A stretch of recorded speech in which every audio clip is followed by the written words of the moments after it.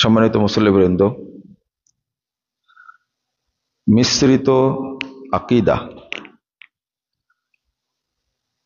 এই বিষয়টা নিয়ে আপনাদের সামনে খুতবায় আলোচনা করব ইনশাআল্লাহ। ওয়া মা তাওফীকি ইল্লা বিল্লাহ, আলাইহি তাওয়াক্কালতু ওয়া ইলাইহি উনীব। আমাদের সবচেয়ে ভয়ানক বিষয় হলো আমরা অনেক ক্ষেত্রেই মিশ্রিত আকীদা পোষণ করি। এই মিশ্রিত আকীদাটা আল্লাহর কাছে অতীব জঘন্য, খারাপ। বরং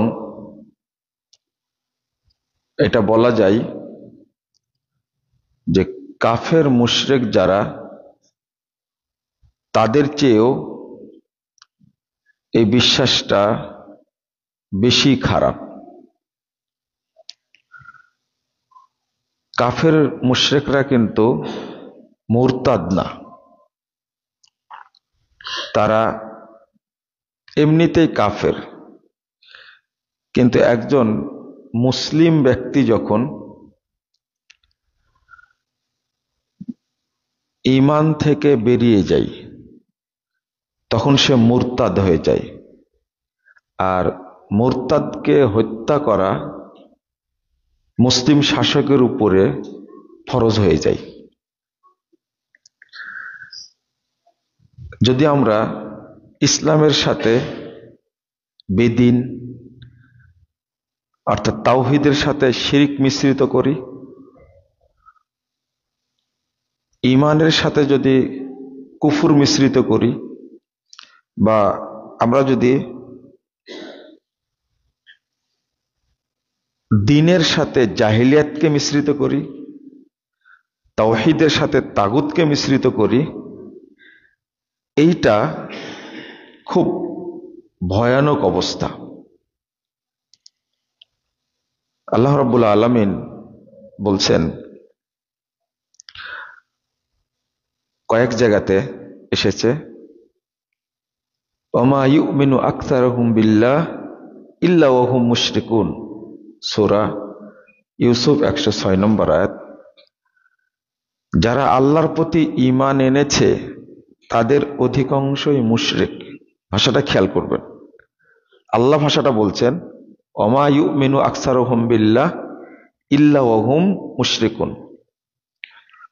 যারা ঈমান এনেছে আল্লাহর প্রতি তাদের অধিকাংশই মুশরিক। কথাটা আমার না, আপনারও না, রাসূলেরও না, এই কথাটা সরাসরি আল্লাহর। আল্লাহ বলছেন। তারপরে সূরা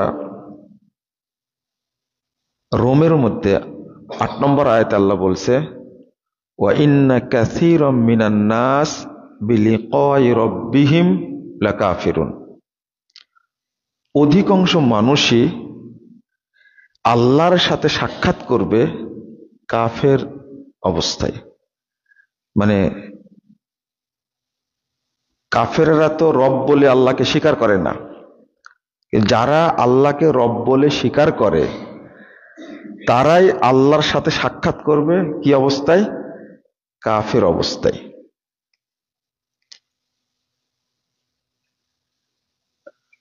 সূরা আনকাবুত 52 নম্বর আয়াতে আল্লাহ রাব্বুল আলামিন বলছেন,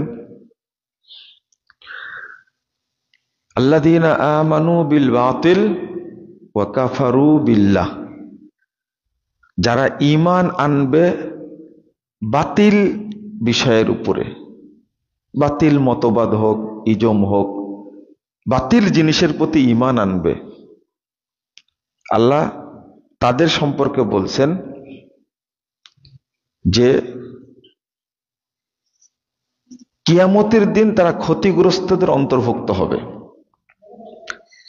তাহলে আমরা যারা মুসলিম আল্লাহকে বিশ্বাস করি, সাথে সাথে অন্য কিছুকে মিশ্রিত করি, তখন আর ঈমান তো থাকেই না, বরং আমরা কাফের মুশরিকদের চেয়েও খারাপ হয়ে যাই। কাফের মুশরিকদের চেয়েও খারাপ হয়ে যাই। কারণ একটু খেয়াল করেন, কাফের মুশরিকরা কিন্তু আল্লাহর সাথে, তাওহীদের সাথে তাগুতকে মিশ্রিত করে না। তারা ঈমানের সাথে কুফুরকে মিশ্রিত করে না, তাদের ঈমানই নেই। কিন্তু আমরা আল্লাহকে বিশ্বাস করতে গিয়ে আল্লাহর সাথে আরেকজনকে কি করি? অ্যাড করে দিই। 117 নম্বর আয়াত সূরা মুমিনুনের মধ্যে এসেছে, আল্লাহ বলছেন, ওমাইয়াদউ মা আল্লাহি ইলাহান আখার লা বুরহানা লাহু বিহি ইন্নামা হিসাবুহু ইনদা রাব্বিহি ইন্নাহু লা ইফলিহুল কাফিরুন। আল্লাহ বলছেন, যারা আল্লাহর সাথে আরেকজনকে অ্যাড করে, যুক্ত করে, কিয়ামতের দিন তার কোনো দলিল থাকবে না, প্রমাণ থাকবে না। শেষের আয়াতটা কি? ইন্নামা হিসাবু ইনদা রাব্বিহি, তার বিচার আল্লাহ করবেন। ইন্নাহু লা ইফলিহুল কাফিরুন, এই কাফেররা কখনো সফল হতে পারবে না। খেয়াল করেন, এখানে আল্লাহ বলছেন যে এই যে আল্লাহর সাথে, তাওহীদের সাথে আরেকজনকে অ্যাড করা, আমি বলতে চাচ্ছি যারা মাজার পূজা করছে, কবর পূজা করছে, তারা কিন্তু সবাই আল্লাহকেও মানে, মক্কাতেও যায়, উমরাও করে, হজ করে, রোজা রাখে, নামাজ পড়ে, আবার মাজারে সেজদাও দেয়, কবরে সেজদাও দেয়, মৃত পীরকে ওসিলা করে দোয়াও করে। আল্লাহ বলছেন এরা যে কাফের, এতে কোনো সন্দেহ নাই। আল্লাহ বলছেন, ওমাইয়াদউ মা আল্লাহি ইলাহান আখার লা বুরহানা লাহু বিহি ইন্নাহু লা ইফলিহুল কাফিরুন। এরা কাফের।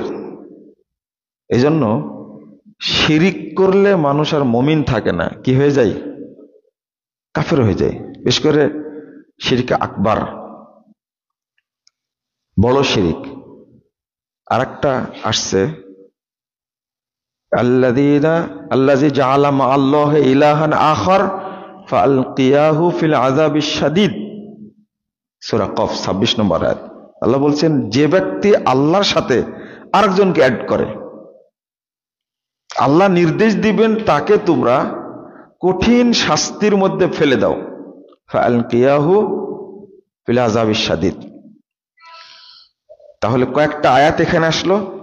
একটা আয়াতে আল্লাহ বললেন এরা মুশরিক,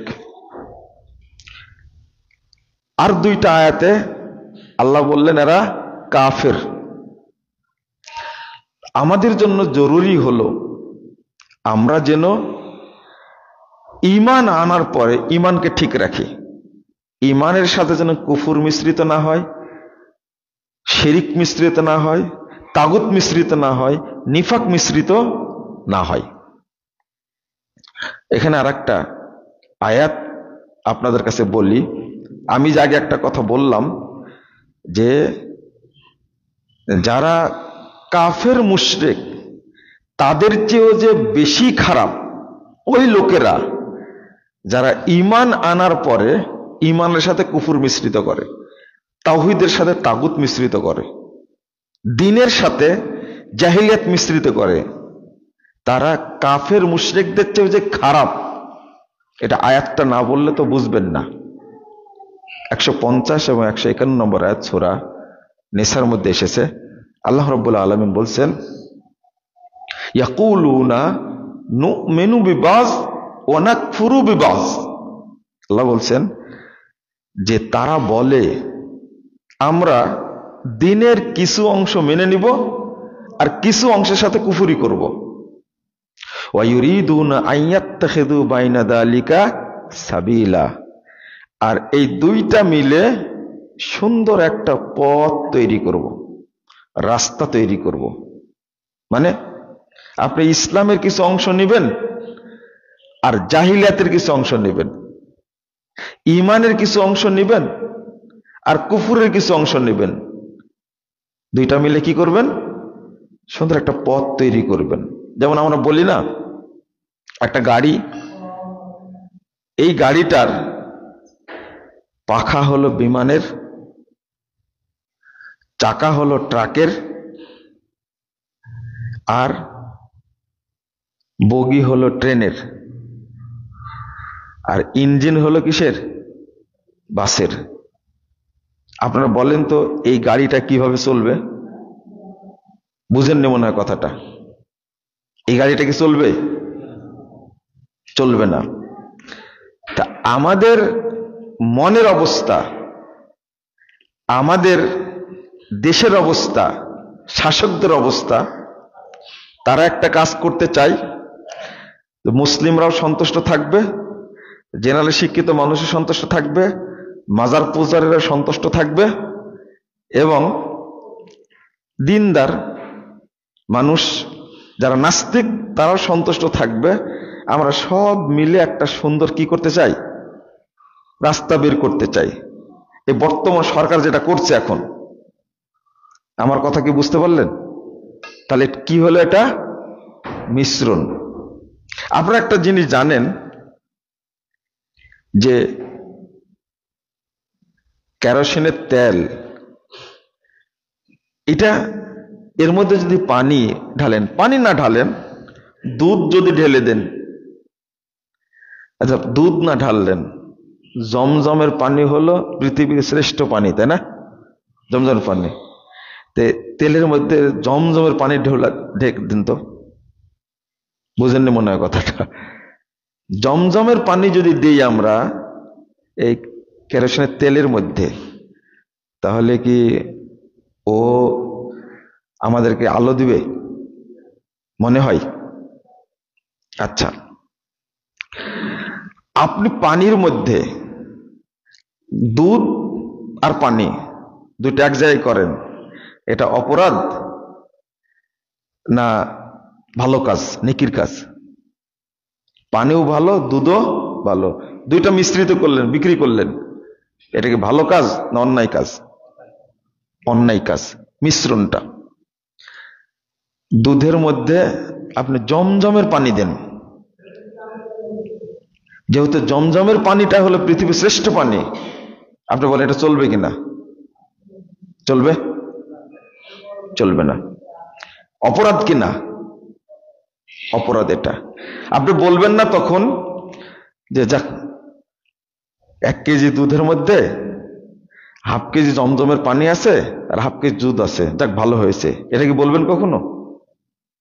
বলবেন না। জমজমের পানির কথা বলছি, যে জমজমের পানি খাওয়ার জন্য আপনারা বহু দূর যান। আমার আত্মীয় আসছে হজ থেকে, আমি 1 ঢোক জমজমের পানি খেয়ে আসি। এই পানিটাও যদি মিশ্রিত করেন, তবুও কিন্তু আপনি এটাকে নেকির কাজ বলে ধরবেন না, এটা কি বলবেন? পাপের কাজ। এটা তুমি দুধের সাথে পানি মিশ্রিত করলে কেন? তা আমরা যদি দিনের মধ্যে মিশ্রণ করি, আমার ভাষা শোনার দরকার নাই, আল্লাহ বলছেন যে সাবিলা, কিছু নিবে কিছু ছাড়বে, আর দুইটা মিলে সুন্দর একটা পথ তৈরি করবে।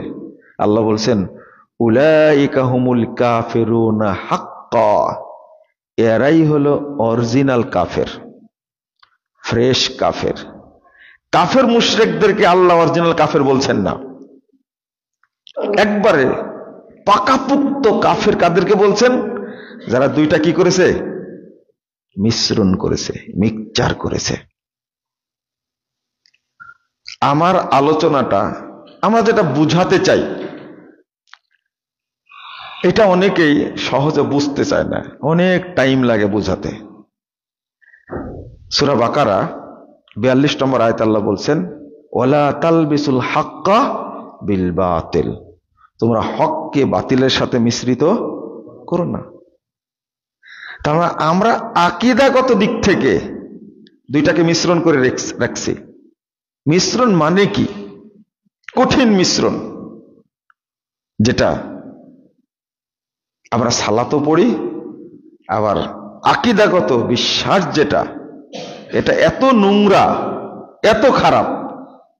যেমন একটা ছেলে 14 বছর মাদ্রাসায় পড়েছে, হাটহাজারীতে পাশ করেছে, অথবা দেওবন্দ থেকে পাশ করেছে, করার পরে সে এত সুন্দর আকীদা শিখেছে, আলেম হওয়ার পরে 14-15 বছর পড়ার পরে বলছে আল্লাহ সর্বত্র বিরাজমান। বুঝেননি কথা? আল্লাহ সর্বত্র বিরাজমান, আল্লাহ নিরাকার। আস্তাগফিরুল্লাহ, আস্তাগফিরুল্লাহ, নাউযুবিল্লাহ। 14-15 বছর পড়ার পরে তার ফলাফল আসলো কি? আল্লাহ নিরাকার, আল্লাহ সর্বত্র বিরাজমান। যে আকীদাটা কাফেরেরাও করতো না, মক্কার মুশরিকরাও এই আকীদা পোষণ করতো না, কখনোই করতো না। কোনো কিতাবপত্র পাবেন না যে মক্কার কাফেরেরা বিশ্বাস করত যে আল্লাহ নিরাকার। এত বছর পড়ে আর এমন আকীদা ধারণ করলো। বাংলাদেশে কওমি মাদ্রাসা অনেক, দারুল উলুম দেওবন্দকে বলা হয় সেকেন্ড কিবলা। নাউযুবিল্লাহ, আস্তাগফিরুল্লাহ, সেকেন্ড কিবলা দারুল উলুম দেওবন্দ। তো এটা কারোর কাছে শোনা না, কোন রাবি টাবি না, আমি নিজেই শুনছি সেকেন্ড কিবলা। আমি দারুল উলুম দেওবন্দ গেছি, এত মর্যাদা দেয়। আর এই মানহাজের, এই আকীদার লোক বাংলাদেশে কি পরিপূর্ণ, ভর্তি। এতদিন শিখার পরে, পড়ার পরে বলছে নবী মরেনি। নবী কি মরেনি মানে কি? যদি কেউ বিশ্বাস করে নবী মরেনি, বলেন তো মুহাম্মদ সাল্লাল্লাহু আলাইহি ওয়াসাল্লাম মরেনি, এই লোকটা মুসলিম না কাফের? কাফের। অথচ উল্টা ফতোয়া, যারা বিশ্বাস করে নবী মারা গেছে তারাই কাফের, বউ তালাক। তাহলে এটা মিশ্রণটা কিভাবে হচ্ছে দেখেন। গুড়াতেই ইসলামী আন্দোলন করতে করতে বয়স শেষ হয়ে গেছে, মাজাটা বাঁকা হয়ে গেছে, দাড়ি পেকে সাদা হয়ে গেছে, ওই লোকটা পর্যন্ত বলছে আল্লাহ তো সর্বত্র বিরাজমান। জানি মানুষের উপরে দিন প্রতিষ্ঠার আগে দিনটা প্রতিষ্ঠা করতে হবে কার উপরে? নিজের উপরে, এরপরে নিজের পরিবারের উপরে। কিন্তু মজার ব্যাপার কি জানেন, একজন জেনারেলি শিক্ষিত মানুষকে আপনি বুঝ দিবেন, 1 বছর 2 বছর পরে বুঝতে বুঝতে তার বুঝটা আপডেট হবে, একসময় স্বীকার করবে যে না এটাই সঠিক। কিন্তু এই যে দাওরা পাশ করা হুজুর, ওর হায়াত পর্যন্ত যদি বুঝান, ও বুঝতে পারবে না। ওই যে আকীদা শিখছে ওখান থেকে ঘুরে আসবে না। তাহলে আমি এই জন্য বক্তব্যে বলি, জেনারেল শিক্ষার চেয়ে বর্তমান দেওবন্দি বেরলভী ধারার যে এই যে মাদ্রাসা শিক্ষা ব্যবস্থা অনেক অনেক গুণ বেশি খারাপ, অনেক অনেক গুণ বেশি খারাপ। কারণ তাদেরকে বোঝায় কোনো লাভ হবে না। মক্কা মদিনায় যাচ্ছে, আকীদা এত শক্ত, বলে দিছে মাদ্রাসার প্রিন্সিপাল হুজুর বলে দিছে সৌদি আরবের লোক হলো ওয়াহাবি, ওদের পিছনে নামাজ হবে না। সাইদি সাহেবের একটা বক্তব্য আছে না, বেটা মৌলবি তোমার কপাল পোড়া, কাবার ইমামের পিছনে সালাত পড়তে পারো না, তোমার সৌভাগ্য হয় না। কি আকীদা শিক্ষা দিছে। আমি যখন 2013 সালে প্রথম যাই, হজ করতে যাই, তখন একজন বাঙালি আমাকে বলছেন যে আমি এখানে 18 বছর যাবৎ থাকি, কিন্তু একদিনও কাবার ইমামের পিছনে নামাজ পড়িনি। কত বছর থাকে? 18 বছর। একদিনও কাবার ইমামের পিছনে নামাজ পড়েনি। একটু ভেবে দেখেন আপনি, একটু চিন্তা করে তার আকীদাটা কি, কেন পড়েন না? বলছে হুজুর বলে দিয়েছে এরা ওহাবি, এরা কাদিয়ানি, এদের পিছনে নামাজ হবে না। কি শিক্ষাটা দিছে চিন্তা করেন। তারপরে বলছেন যে আমার সাথে 3 দিন যাবৎ ঘুরছেন, আমার সাথে 3 দিন যাবৎ ঘুরছেন, কিন্তু কিছু বলেননি। এরপরে গল্পটা শুরু করলেন। এত শ্রদ্ধা আমার প্রতি, আমি কিছু বুঝছি না। লাস্ট যেদিন বিদায় নিচ্ছেন আমার কাছ থেকে, সেদিন বলছেন, জেদ্দা থেকে মক্কায় পৌঁছা দিলেন। পৌঁছা দেওয়ার পরে আমাকে বলছেন, এতক্ষণে অনেক কিছুই তিনি উপকার করলেন। শেষে বলছেন যে আমি গত বছর এই আকীদার একটা আলোচনা শুনে আল্লাহ আমাকে হেদায়েত দান করেছেন। আগে ছিলাম মুশরিক, আগে ছিলাম কাফের, এখন আমি কি হয়েছি? মুসলিম হয়েছি।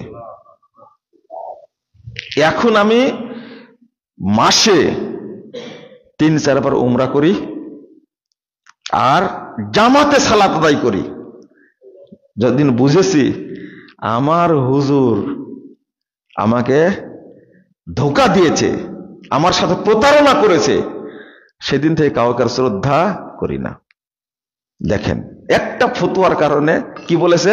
ওহাবি, এরা হলো কাদিয়ানি, এদের পিছনে নামাজ হবে না। তো এই শিক্ষাটা দিয়ে কি লাভ হলো? কিন্তু জেনারেল শিক্ষিত মানুষকে আপনি বুঝান, 1 দিন 2 দিন 3 দিন 5 দিন বুঝাতে বুঝাতে উনি কিন্তু একসময় কি হবেন? তবে তবলিগের কোন লোকের কাছে সময় ব্যয় করেন না, এটা আগে থেকে বলি। সময় ব্যয় করার আগে দোয়া করবেন, আল্লাহ যেন তাকে হেদায়েত দান করে।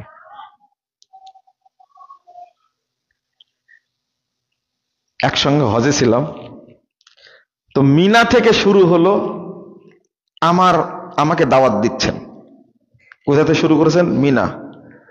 মিনা থেকে গেছে কোথায়? আরাফা। আরাফা থেকে মুজদালেফা, পাথর মেরে আবার বেনাই ফেরত আসছে। আকীদা দেখেন।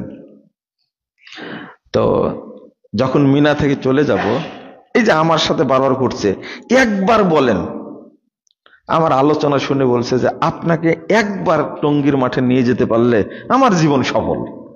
আমি বলছি না, আমি টঙ্গীর মাঠে যাব না। শেষে আমার বুক টুক নাড়াচাড়া করলো, আপনার অন্তরটা এত কড়া কেন? বলেন না একবার যে যাব। বলছে না, আমি যাব না। আমাকে শুধু বলাই নিবে, পরে বলবে আপনি কিন্তু মিনাতে বলেছেন যাবেন। বুঝেন কৌশলটা? শুধু বলেন যে আপনি যাবেন টঙ্গীর মাঠে। আমি বলছি না, আমি যাব না। এত কঠিন কেন? এবার বিভিন্ন দোয়া খায়ের পরে আমাকে ফু দিচ্ছে, অন্তরটা খুব কঠোর। আমি বললাম যে আপনি আপনাকে ফু দিয়েন না, আমি আলহামদুলিল্লাহ সুস্থ মানুষ, আপনার ফু লাগবে না। দূর থেকে একজন ব্যক্তি, আমি কিন্তু এতক্ষণ শুধু আলোচনার মাধ্যমে বোঝানোর চেষ্টা করছি এই লোকটাকে। যত দলিল আদিল্লা দিয়ে বুঝায় না কেন, ঠিক বকরিকে বুঝায় আপনি ছেড়ে দিবেন, তখন কি করবে? ঝাড়া দিবে না? বকরির কোনোদিন কান ধরেছেন আপনি? ধরেননি কোনোদিন। বকরি বুঝেন তো? ছাগল কান ধরবেন, ধরে দেখবেন কিছু বলবেন তো মাথাটা হু হু করবে এরকম। যখন ছেড়ে দিবেন তখন কি করবে বলেন তো? না দেবে না? একবারে ছাগল আর লোকের অবস্থা একই। এত বলে বুঝানোর পরেও না, মুরব্বীরা এত সুন্দর করে আলোচনা করে, ওটা ভুল হয় কেমনে? বুঝেননি? বুঝে না। সে যখন আমাকে ফু দেওয়া শুরু করেছে, তো একজন লোক এসে বলছে, ওনাকে কি বুঝাচ্ছেন এই কয়েকদিন যাব? বলছে এনার অন্তরটা এত কঠিন। আমি বলছি যে একবার স্বীকার করেন আমি টঙ্গীর মাঠে যাব, ইজতেমায় যাব, ও স্বীকারই করছে না। একটু বুঝান না ওনাকে। তখন উনি বলছেন, আপনি কি জানেন এই তবলিগের বিরুদ্ধে ওনার বই লেখা আছে? তা তো জানি না।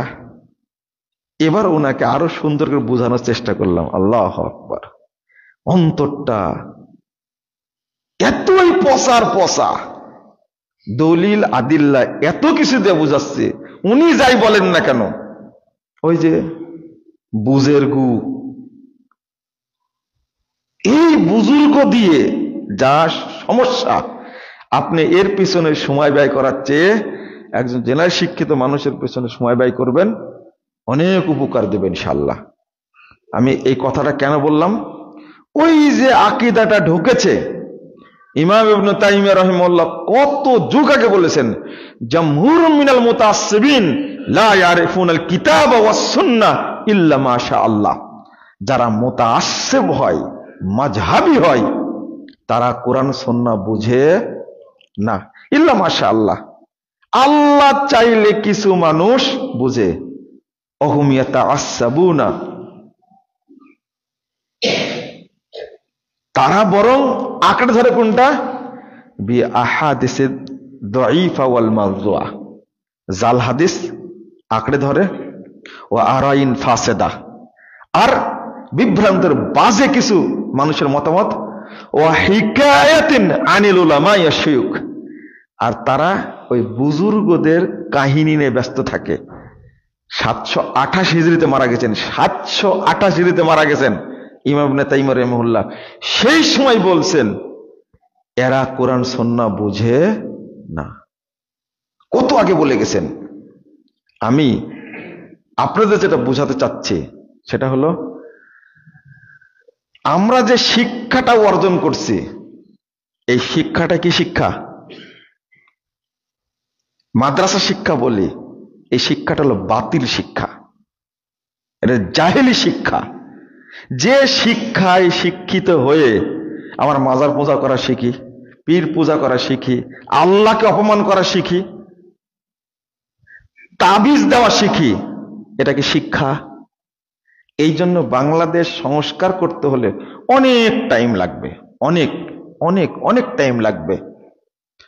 তবে আলহামদুলিল্লাহ এখন যে মাদ্রাসাগুলো তৈরি হচ্ছে, এই যে এর আগে গত রমজানে আসছিলাম, এত আনন্দ লাগে।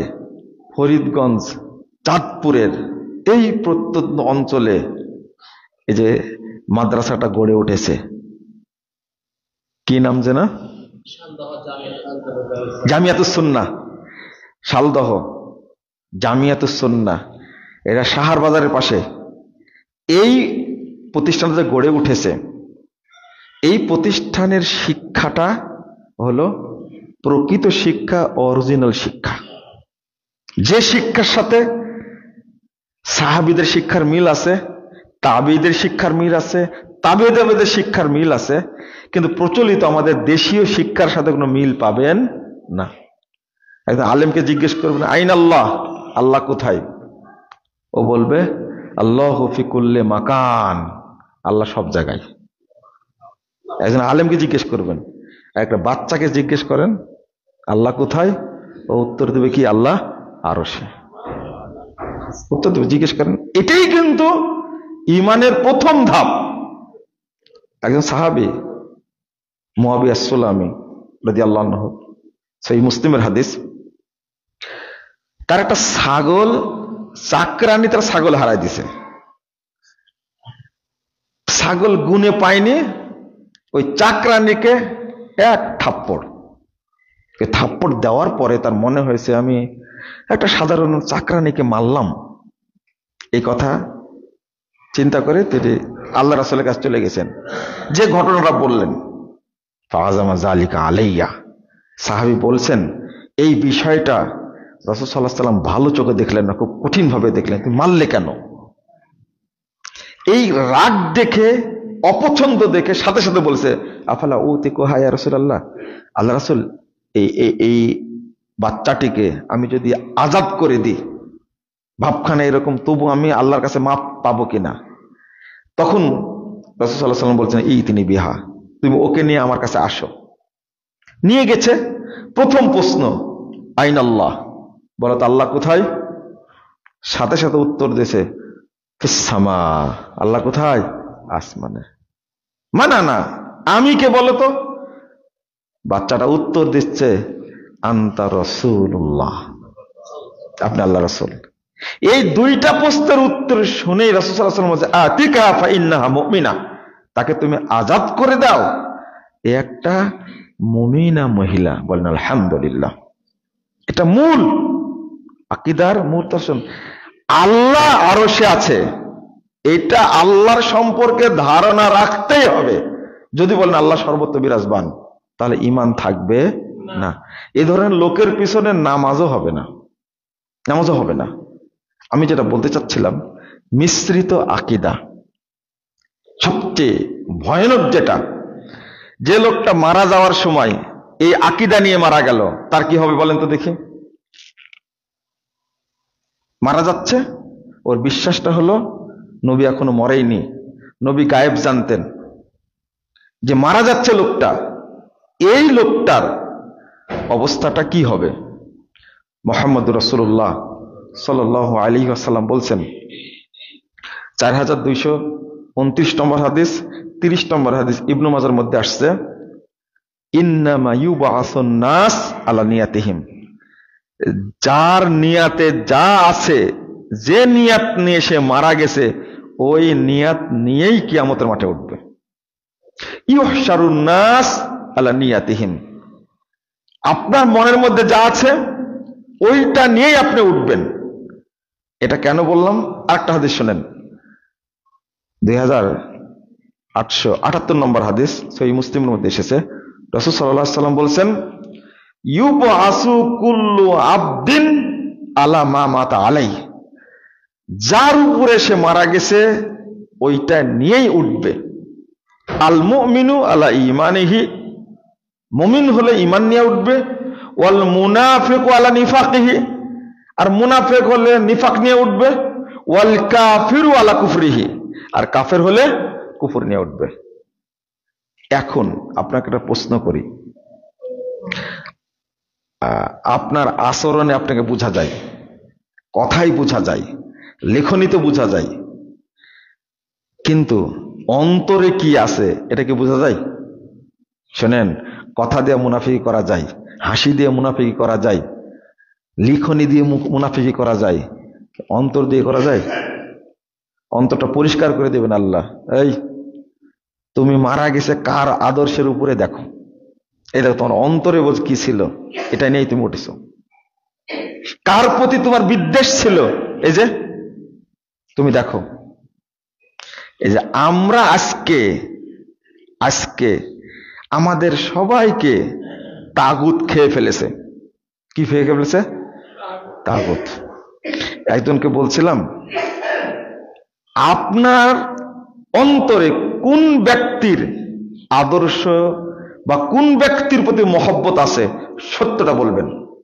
মসজিদের মধ্যে বলছি। তখন তিনি বলছেন যে, আপনি এই প্রশ্ন করলেন কেন? এটা জানতে হবে আমাকে। আপনার বয়স অনেক হয়ে গেছে, বলেন ইসলামকে বেশি ভালোবাসেন, নবীকে বেশি ভালোবাসেন, অন্য কাউকে বেশি ভালোবাসেন? তো বলছেন যে আগের কথা, যে একজনকে বলেছিলাম যে তোমার নবী তো মক্কা থেকে মদিনায় পালাইছে, কিন্তু আমার নেতা বাংলাদেশ থেকে পালাইনি।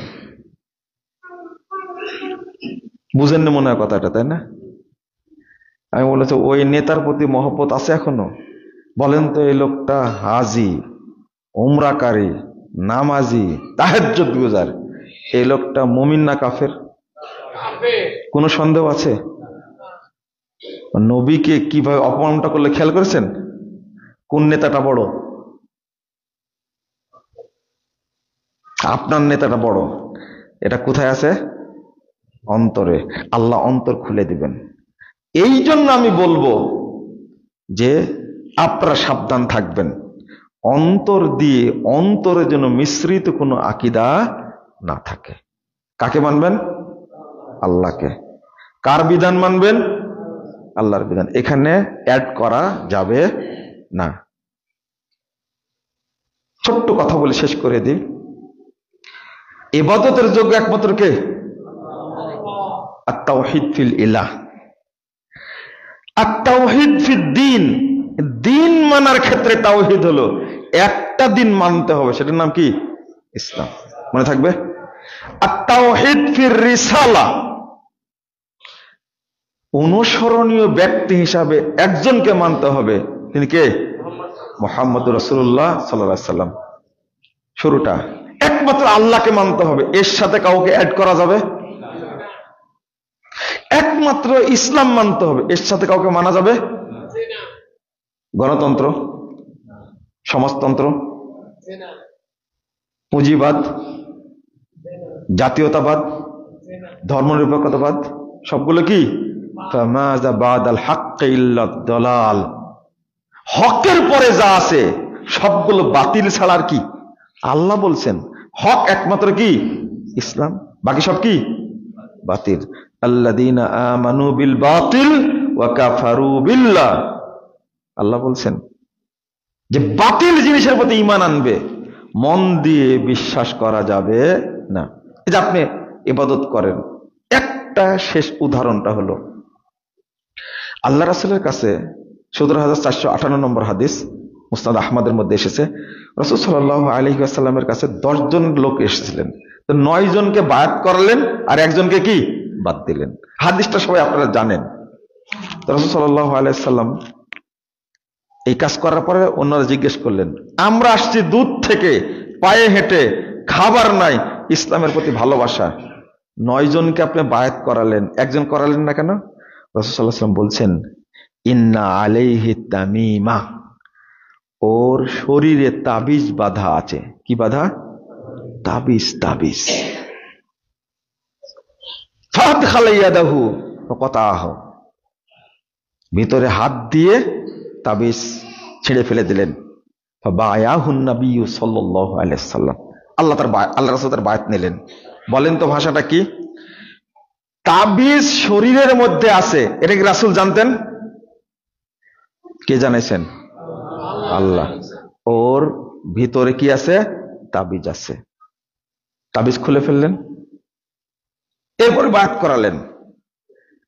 আপনি বলবেন তখন তো মুসলমানই নাই, এত কড়া ছিলেন। তো মুসলমান বেশি দরকার, তাওহীদ বেশি দরকার? তাওহীদ। কাট করে রেখে দিচ্ছেন, না তোমাকে কালেমা পড়ানো যাবে না, তোমার গায়ে কি আছে? তাবিজ আছে। জিবরাইল জানাই দিচ্ছেন, তাবিজটা থাকার কারণে বলতে পারবে না আশহাদু আল্লা ইলাহা ইল্লাল্লাহ ওয়া আশহাদু আন্না মুহাম্মাদান আবদুহু ওয়া রাসূলুহু, এটা বলতে পারবে না।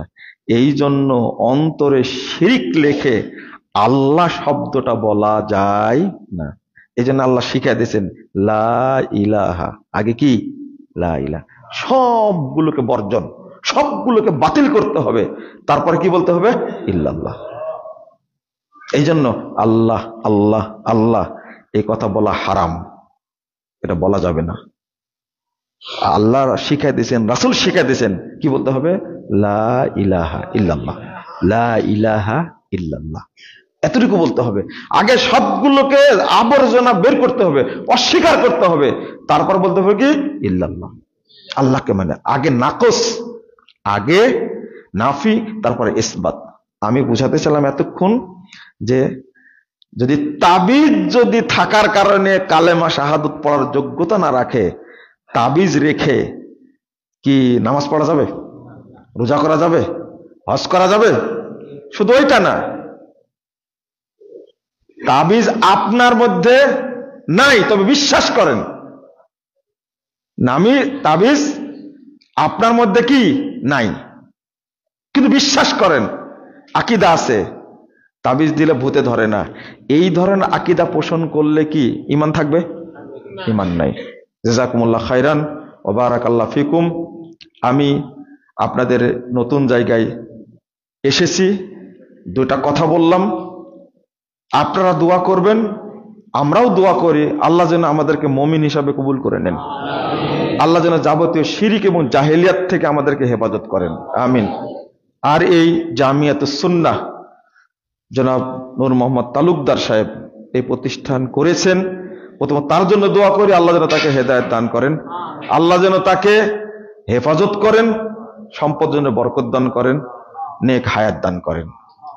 এরপরে বলবো আল্লাহ যেন এই প্রতিষ্ঠানকে কবুল করে নেন এবং কিয়ামত পর্যন্ত কায়েম রাখেন।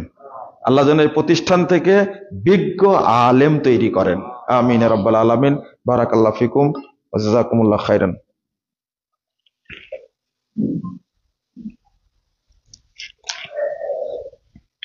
আলহামদুলিল্লাহি ওয়াহদা والصلاة والسلام على من لا نبي بعده اللهم صل على محمد وعلى آل محمد كما صليت على إبراهيم وعلى آل إبراهيم إنك حميد مجيد اللهم بارك على محمد وعلى آل محمد كما باركت على إبراهيم وعلى آل إبراهيم إنك حميد مجيد ربنا آتنا في الدنيا حسنة وفي الآخرة حسنة وقنا عذاب النار اللهم اغفر لنا وللمؤمنين والمؤمنات والمسلمين والمسلمات والأحياء منهم والأموات اللهم أعز الإسلام والمسلمين اللهم أعز الإسلام والمسلمين اللهم أنجِ المستضعفين من المؤمنين في كل مكان اللهم أنجِ المستضعفين من المؤمنين في كل مكان اللهم انصر إخوان المسلمين في فلسطين وكشمير وسوريا اللهم احفظ المسجد الأقصى يا رب العالمين اللهم احفظ المسجد الأقصى يا رب العالمين اللهم احفظ بلاد المسلمين يا رب العالمين اللهم عن الكفرة والفجرة والمبتدئة واليهود والنصارى والمشركين